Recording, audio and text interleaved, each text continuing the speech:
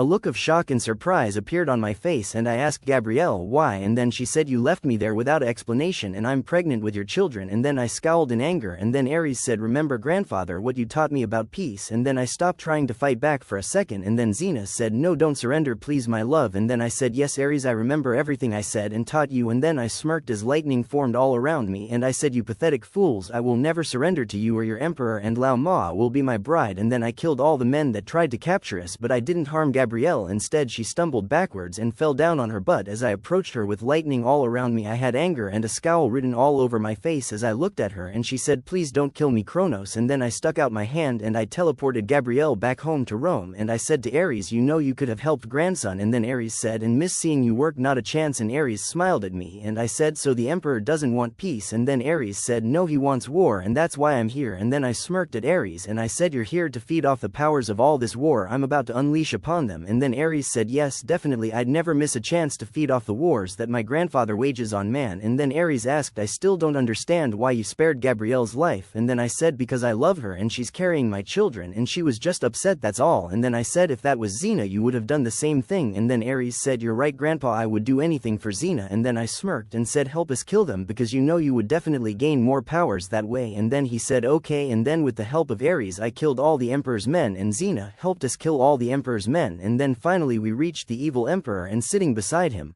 Lao Ma was chained to the floor and I asked the emperor in his native language, did you defile her you imbecile? And then the emperor replied and said, no I didn't. She fought back. And then I smiled warmly at Lao Ma and Lao Ma smiled warmly back at me. And then I said in the emperor's native language, I've come to kill you, you pathetic little man. And then the emperor said, then you've come to die Titan. And then the pathetic Chinese emperor tried to use his martial arts to cut me down, but I anticipated his every move, so I used my ultra instinct to cut off his head. And then I freed Lao Ma and I completely healed her battered body. And then I checked her womb and I found out that Lao Ma wasn't pregnant at all. And then I smiled warmly at Lao Ma and I said, I accept your proposal for your hand in marriage Lao Ma. And then Lao Ma said, and I accept you too my husband. And she touched my cheek gently and then I married Lao Ma and I made love to her in every sexual position with Xena present as usual. And I got Lao Ma pregnant and she had my children as well. And I also became the new emperor of Asia, but I made sure my wife retained her authority as queen of all Asia. And since I was now in control of all of Asia, Rome offered me the throne as emperor and I also had to marry a beautiful Roman queen, and so I married her and I became the new emperor of Rome. And since I became the new emperor of Rome, everything changed and a new golden age appeared in the timeline, an age of peace and prosperity,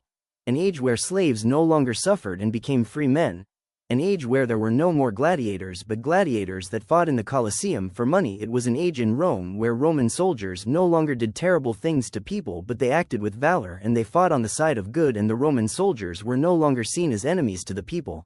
All Roman soldiers were now seen as heroes.